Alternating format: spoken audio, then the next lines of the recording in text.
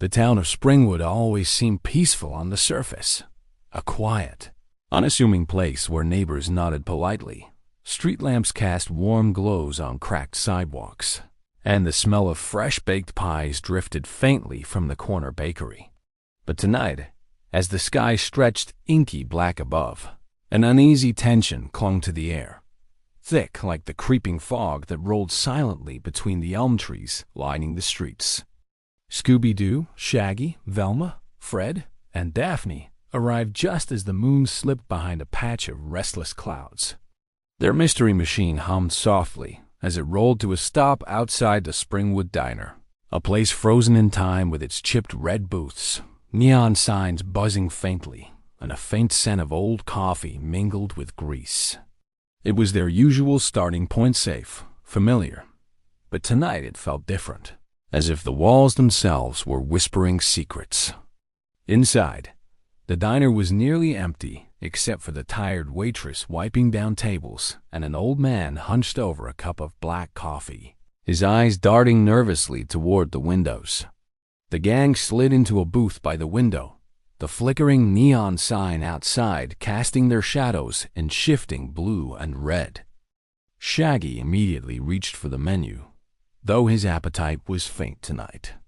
"Man, I don't know about you guys, but this place feels kinda creepy," he muttered, eyeing the dim corners. Scooby whined softly in agreement, nose twitching as if smelling something foul beneath the greasy air. Velma, ever the skeptic and thinker, spread out a stack of papers and newspaper clippings on the table. "Look at this," she said, tapping the headlines with a finger. 3 teenagers found dead in their beds over the last 2 weeks. No signs of struggle, no obvious cause of death. Just frozen in terror. Fred leaned in, brow furrowed. That's not just a coincidence, and all of them lived within a few blocks of Elm Street. He glanced around cautiously, lowering his voice. "This is more than just bad luck." Daphne frowned, stirring her coffee thoughtfully. What if it's something supernatural? You know, like ghosts or some curse? Velma shook her head. "I don't like to jump to ghosts, but there's definitely something connected to their dreams." She pulled out a notebook. "I interviewed the families and friends of the victims. Every single one reported that before they died, the kids had nightmares about a man with razor-sharp knives on his fingers, stalking them relentlessly." Scooby let out a shuddering "Roro." Shaggy pushed his plate away, suddenly feeling queasy. "I don't want to sleep tonight. What if that freak shows up for us?" Fred clapped his hands together. "All right, here's what we're going to do. We take shifts. Someone stays awake at all times. No one sleeps alone." Daphne cracked a small smile, trying to lighten the mood. "Great, so now we get to be a bunch of night owls. This is going to be fun." But her eyes betrayed her worry. The conversation was interrupted by a sudden gust of wind rattling the windows. Outside, the fog thickened and twisted around the elm branches, almost like ghostly fingers reaching in. The neon sign flickered, buzzing louder. Scooby's ears perked up, and his eyes darted toward the door. Just then, the old man at the counter stood abruptly and shuffled out, muttering something about the dreams stealing the town. Velma scribbled quickly in her notebook. Curiosity piqued. As the night deepened, the gang prepared their vigil. Scooby and Shaggy paired up, though neither was eager to face the coming hours. Their usual comic banter did little to mask the underlying fear. "Hey, Scoob," Shaggy whispered, peering nervously at the closed diner door. "You ever get the feeling that we're being watched?" Scooby gulped and nodded. "Raha."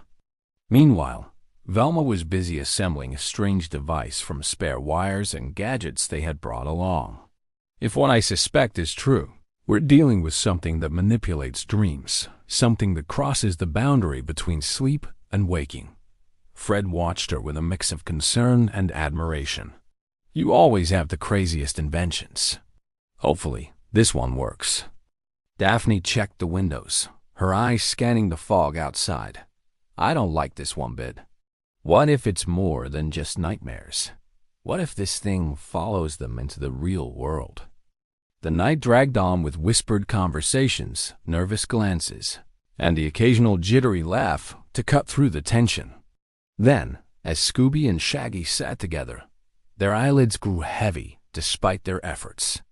The hum of the diner's neon sign and the wind's mournful whistle created a lullaby they couldn't resist. Suddenly, both were swallowed by sleep and into a nightmare unlike any other. Inside their dream, the world twisted into surreal, warped hallways lined with shadows. Freddy Krueger appeared, his trademark bladed glove gleaming cruelly. But surrounding him were bizarre creatures. Giant sandwiches with jagged teeth and dripping condiments. Monstrous and menacing. "Like Scoob," whispered Shaggy in the dream. "Why are there killer sandwiches chasing us?" "I don't even want to think about what's inside those things," Scooby whimpered. Rurro. Back in reality, Velma's device began to hum softly, its lights flickering as it attempted to reach into the dream realm. The truth was creeping closer. The nightmare was a veil over a darker secret. A local hypnotist was using collective dreams to steal secrets and control Springwood. The first chapter closes on the gang watching anxiously, caught between worlds, unsure if their plan will work or if the nightmares will consume them all. The first light of dawn barely touched the edges of Springwood's fog as the gang gathered once again inside the diner. The previous night's ordeal had left Scooby and Shaggy bleary-eyed and shaken, but somehow they were alive proof that Velma's device had some effect. Yet the mystery was far from solved. Fred leaned over the table, spreading out a new batch of notes and sketches. "We've got to figure out who this hypnotist is and how he's controlling these dreams." Velma adjusted her thick glasses, eyes scanning every paper. "Based on what I gathered, the hypnotist uses a rare combination of sound frequencies and visual triggers to manipulate the subconscious. The victims were all exposed to a certain signal right before falling asleep." Daphne piped up, sipping her coffee thoughtfully. "You mentioned those signals might come from the old abandoned radio tower on Elm Street. Maybe that's where we should start." Shaggy groaned, scratching his head. "Radio towers? Man, can't we just ask Freddy nicely to stop chasing us? I mean, those sandwich monsters were terrifying." Scooby gave a nervous, laugh-like bark. "Uh-huh." Fred smiled, trying to lighten the mood. "All right, no more sandwich monsters tonight. Let's focus. Velma, what do you want to check first?"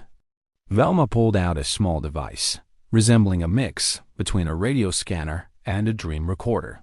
"I want to analyze the frequency patterns coming from the radio tower. If I can isolate the hypnotic signal, we can find a way to block it or trace it back to the source." The gang nodded, a mixture of determination and worry hanging over them. They left the diner under the gray morning sky, the fog now thinning but still lingering like a shroud. Walking the cracked pavement toward the tower, the group passed shuttered homes and vacant lots overtaken by weeds. The air smelled faintly of damp wood and distant smoke, but also something faintly metallic, an odor Velma noted could be from old electrical wiring. Fred glanced at Daphne. "Keep an eye out for anything unusual. If someone's broadcasting hypnotic signals, they won't want us snooping around." Daphne nodded, her sharp eyes scanning the surroundings. "Got it. Let's stay sharp." As they reached the radio tower, a skeletal structure rising above the rooftops, the gang split into smaller groups for the investigation. Fred and Daphne circled the base, inspecting for any recent activity, while Velma fiddled with her scanner nearby.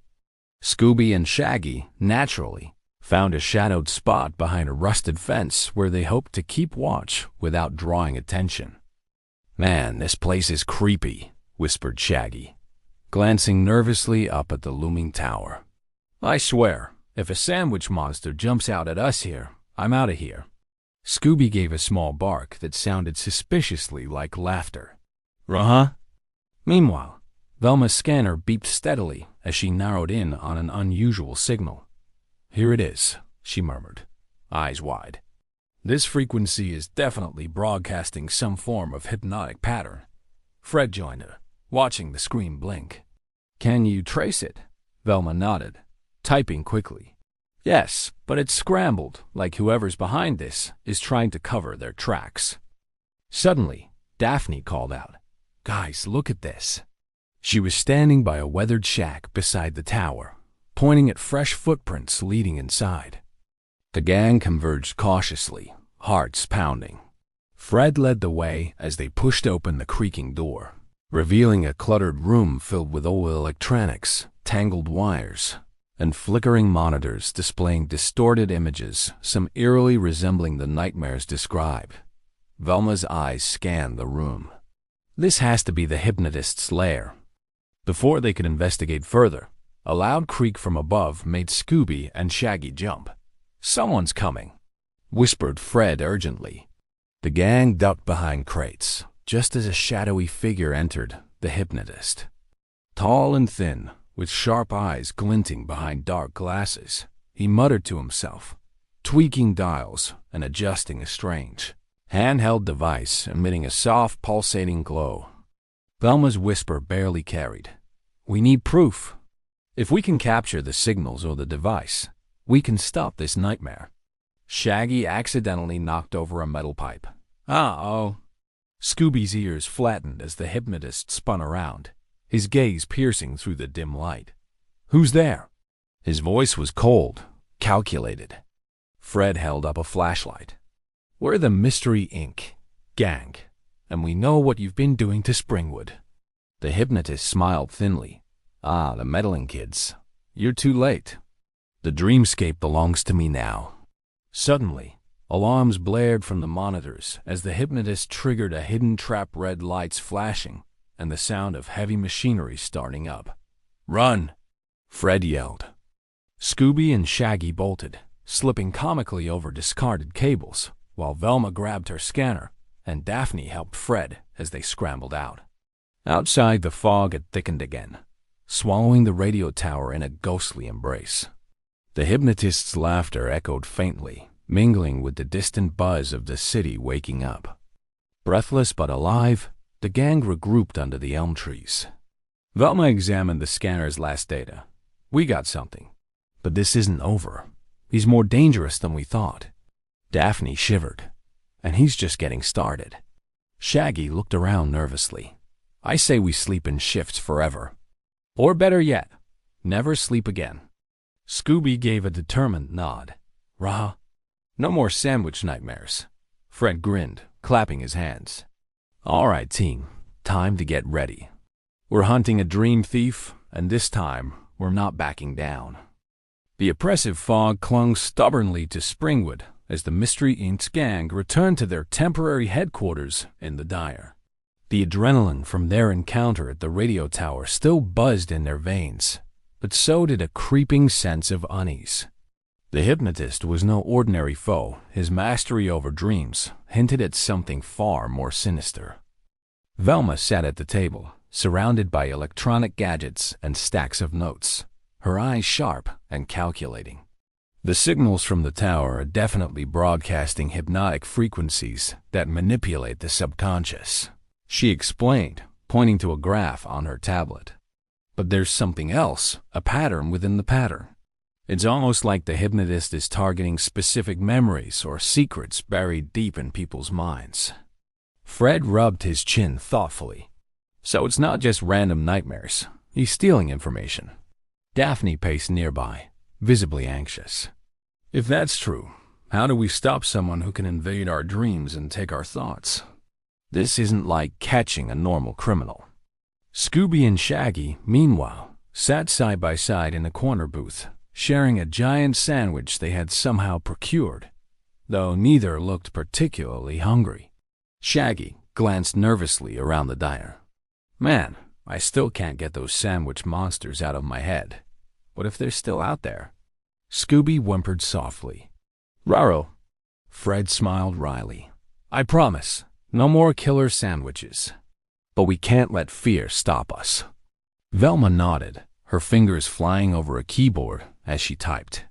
I think the hypnotist is local someone who knows the town intimately. Someone who's been able to exploit the community's collective fears and secrets. Daphne crossed her arms. But that narrows it down to almost everyone in Springwood. The room fell silent for a moment, tension thick as the fog outside. Then Velma broke the silence. "Wait, look at this." She pulled up a series of old newspaper articles. There have been strange disappearances and unexplained phenomena in Springwood going back decades. Most were dismissed as urban legends or hysteria. But this, it could be connected. Fred leaned over. So the hypnotist might be tapping into something much older than we thought. Suddenly, a loud bang startled them all as the diner's door swung open. The old man from the previous night, eyes wild, rushed inside. "You kids have no idea what you're up against," he rasped.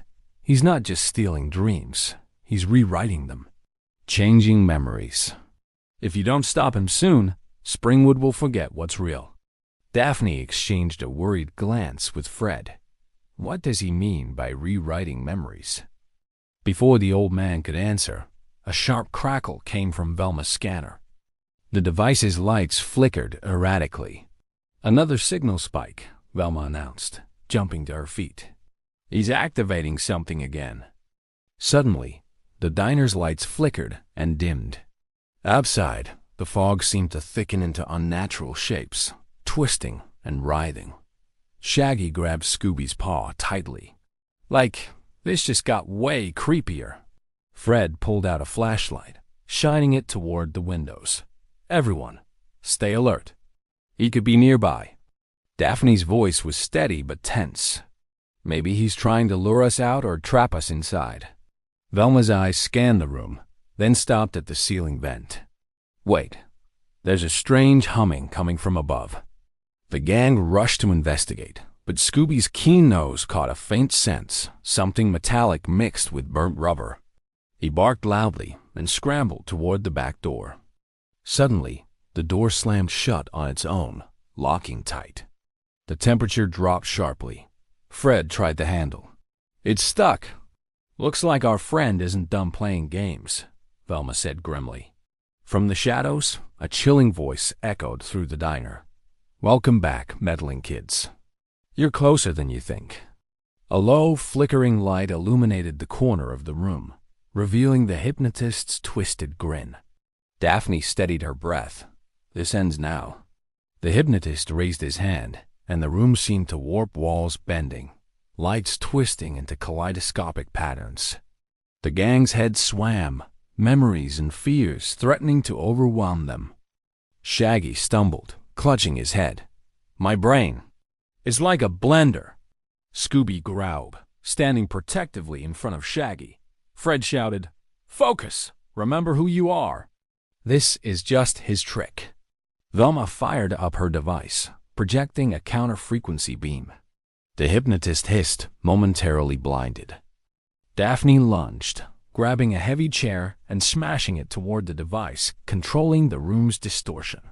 The glass shattered, and the hypnotist screamed, clutching his face as the room snapped back to normal. But the victory was short-lived. The hypnotist vanished in a swirl of smoke, leaving behind a chilling message scrawled on the wall. "Dreams are only the beginning. The real nightmare is yet to come." The gang exchanged tense looks. Fred clenched his fists. "He's not finished. We have to be ready." Velma nodded. "This just got a whole lot darker." Scooby whimpered, but there was a spark of determination in his eyes. Daphne took a deep breath. "We'll stop him, together." The morning light struggled to break through the dense, lingering fog as the mystery ink. Gang regrouped at their diner headquarters, wearied but determined.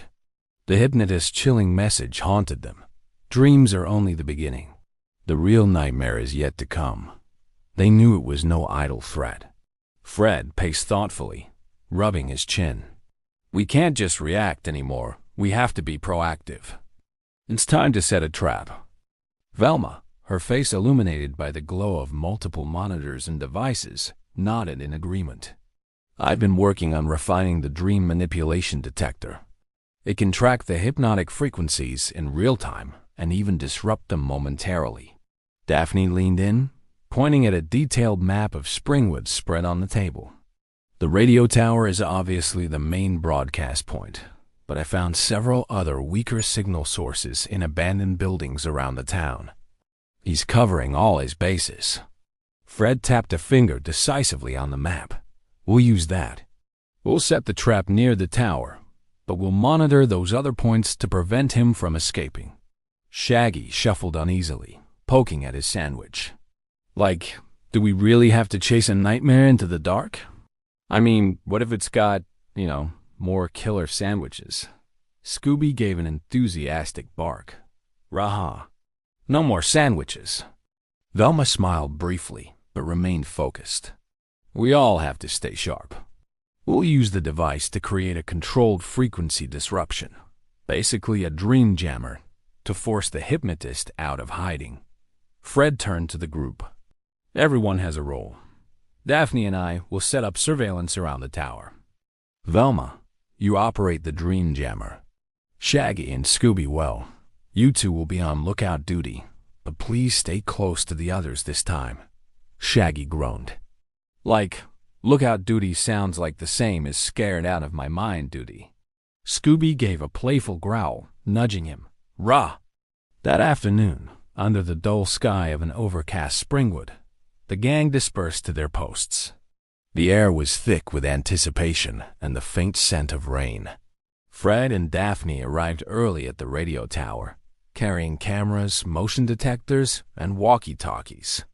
The towering skeletal frame loomed ominously, and the wind whistled eerily through its rusted beams. This place gives me the creeps, Daphne admitted, clutching her coat tighter. Fred nodded.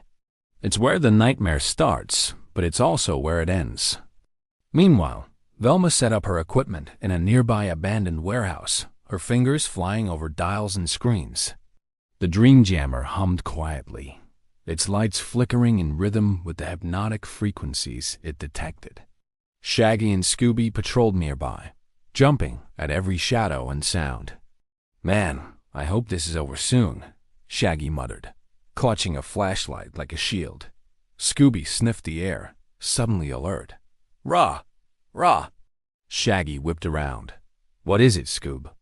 Before Scooby could answer, a chilling voice crackled through the radio. You think you can trap me so easily? You have no idea what you're messing with. The hypnotist's voice sent a shiver through their spines. Fred's voice came through the walkie-talkie. Stay focused. The dream jammer is active. Suddenly, the hypnotic signal spiked, and the area around the tower seemed to warp, the fog swirling unnaturally, the lights bending and twisting as if reality was unraveling. Daphne gripped the tower's rusted beam. Here he comes. From the shadows emerged the hypnotist, his eyes gleaming with malice and power. But this time, he was ready. Velma's dream jammer pulsed brightly, sending waves of dissonant frequencies. The hypnotist hissed, stumbling as his control over the dreamscape wavered. No, you cannot stop me. Scooby and Shaggy bravely stepped forward, distracting the hypnotist with wild antics and comic relief. Scooby barking, Shaggy tripping over cables, causing the hypnotist to lose focus momentarily. Fred and Daphne quickly closed in, their hands working to secure the hypnotist's strange device, a handheld box emitting glowing pulses. But just as they thought victory was within reach, the hypnotist triggered a hidden mechanism. The ground trembled, and a sudden explosion of light engulfed the area. When their vision cleared, the hypnotist was gone. Fred clenched his fists. He slipped through our fingers again. Velma frowned, analyzing the data. But we forced him to retreat. Our jammer worked. Daphne sighed. At least we bought some time. Shaggy exhaled, relieved. And I didn't see a single sandwich monster tonight. Scooby wagged his tail, smiling. Raha. As the team regrouped, Fred looked toward the thickening fog. He's not done yet, but neither are we. Tomorrow, we find him and end this nightmare for good. The screen fades to black with a whisper. The dream war has only just begun. The moon hung low over Springwood, its pale light casting eerie shadows across the cracked sidewalks and abandoned buildings. The air was thick with mist, curling like ghostly fingers around street lamps and swaying elm branches. Inside the mystery machine, the gang sat in tense silence, each lost in their own thoughts, but united by the heavy weight of what lay ahead. Fred broke the silence, his voice steady but resolute. "Tonight, we end this. The hypnotist signal is strongest near the old Elm Street theater. That's where he's going to make his final move. Everyone ready?" Velma adjusted her glasses and pulled up her tablet, showing a complex heat map of signal frequencies pulsing from the theater. "If we don't disrupt his broadcast here, more innocent teens could fall victim to his manipulations. We have to be precise." Daphne tightened the strap on her backpack. "Let's make sure this nightmare doesn't spread any further." Shaggy shifted nervously in his seat, his usual humor barely masking his unease. "Like, can we skip the creepy old theater part? That place looks like a haunted house on steroids." Scooby-Doo barked softly, nudging Shaggy's arm. "Ruh-roh, Raggy." Fred gave a small smile. "We stick together. No one faces this alone." As they stepped out of the van, the cold night air hit them like a wave. The theater loomed before them, its once grand facade now crumbling and draped in shadows. The faint echo of a haunting melody drifted from inside, like a siren's call, pulling them deeper into danger. The gang split into teams as planned. Fred and Daphne moved toward the front entrance, their flashlights cutting through the darkness. Velma and Shaggy took a position at the side alley, ready to monitor and jam the hypnotic signals. Scooby, surprisingly brave, stayed close to Fred, eyes sharp and alert. Inside the theater, the hypnotist lair was a disturbing fusion of old movie posters and advanced electronics. Monitors flickered, showing distorted images of the town's residents asleep in their beds. Cables snaked across the floor, feeding into a central device that pulsed with ominous energy. The hypnotist's voice echoed through the space, cold and taunting. "Welcome, curious meddling kids. You've come far, but this is where your dreams end." Suddenly, the theater walls seemed to ripple and shift, projecting terrifying illusions. Each gang member saw their worst fears manifest before their eyes. Shaggy's knees buckled as giant sandwich monsters, more grotesque and terrifying than ever, loomed toward him. Scooby growled, standing protectively between Shaggy and the nightmares. "Rah!" Fred's voice rang out, cutting through the haze. "Remember, these are just tricks. Focus on what's real." Daphne drew a deep breath and activated a small device, emitting a high-frequency pulse. The projections flickered, wavering under the assault. Velma's dream jammer joined in, sending synchronized pulses that began to dismantle the hypnotist's control over the illusions. The hypnotist snarled, furious. He lunged at Velma, brandishing a device that emitted a harsh, disorienting noise meant to scramble their minds. Scooby leapt into action, barking and tackling the hypnotist, knocking the device from his grasp. Fred and Daphne seized the moment, working quickly to disable the hypnotist's machinery. Cables sparked as they were ripped free, monitors going dark one by one. Desperate, the hypnotist activated a hidden passage and tried to slip away. Daphne moved fast, blocking his escape with a beam of light from her flashlight. "Not so fast," she said firmly. Fred grabbed the hypnotist's arm and wrestled the strange device from his grasp. With a powerful smash, he crushed it against the floor. Sparks flew, and the eerie hum of hypnotic frequencies was replaced by a heavy silence. The hypnotist collapsed, breathing heavily, his eyes filled with rage and defeat. Velma stepped forward, explaining how they had uncovered his scheme, manipulating the dreams and memories of Springwood's youth to control the town through fear and secrecy. The gang exchanged relieved smiles as dawn's light seeped through broken windows, painting the room with pale gold. Scooby wagged his tail, his usual goofy grin returning. Shaggy let out a breath he didn't realize he'd been holding. Like, that was way scarier than any haunted house I've ever been in. Daphne laughed softly, brushing dust from her jacket. It's over for now, but who knows what other nightmares are waiting. Fred nodded, looking toward the rising sun. One mystery closed, another always waiting. Velma smiled thoughtfully. And we'll be ready. The first light of dawn crept slowly over Springwood, painting the sky with soft hues of pink and gold. The once oppressive fog that had blanketed the town for weeks was finally lifting, replaced by the fresh scent of rain-dampened earth and budding greenery. The streets, still quiet in the early morning, seemed to breathe a collective sigh of relief. The nightmare that had haunted Elm Street and the surrounding neighborhoods was over, or so it seemed. Inside the battered walls of the old Elm Street theater, the Mystery Inc. gang gathered one last time, their faces weary but triumphant.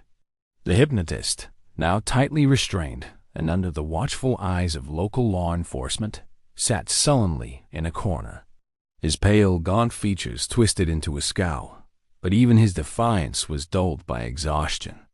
Velma stepped forward, adjusting her thick glasses as she began to explain the full extent of the mystery to the curious officers. This man, once a renowned stage hypnotist, fell into obscurity after a series of scandals.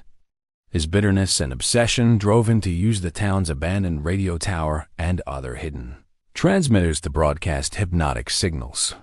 Fred unfolded a large, weathered map of Springwood, pointing to several key locations.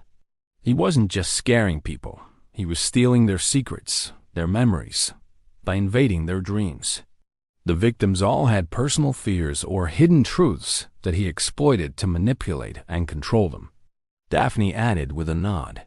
His goal was to rewrite the town's collective memory, to take power away from those who held it and bend Springwood to his will.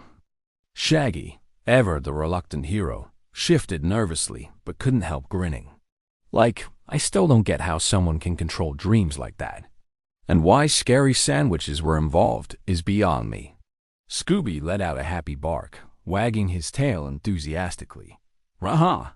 Sandwiches are scary. The group shared a light laugh, the tension finally easing after weeks of fear and uncertainty. Outside, the town was waking up. Neighbors opened their windows to let in the fresh air. Children laughed as they walked to school, and the subtle hum of normal life returned. Springwood was healing. Velma looked around at her friends, her eyes reflecting pride and relief. Dreams can be powerful. They reveal our fears, our desires, and sometimes our darkest secrets. But they also remind us of our strength when we face those fears together. Fred smiled warmly. And no matter how dark the nightmare, this gang knows how to bring back the light. Daphne stretched and grinned. I'm just glad I can finally get some real sleep without worrying about mutant sandwiches chasing me. Shaggy groaned dramatically. Speak for yourself. I'm ready for a sandwich feast to make up for all this. Scooby barked gleefully, jumping up and down. Just then, the hypnotist, still cuffed and seated, muttered in a low, venomous voice, You think this is over? Dreams are infinite, and nightmares never truly die. You've won the battle, but the war is far from finished. Fred stepped forward calmly, looking the man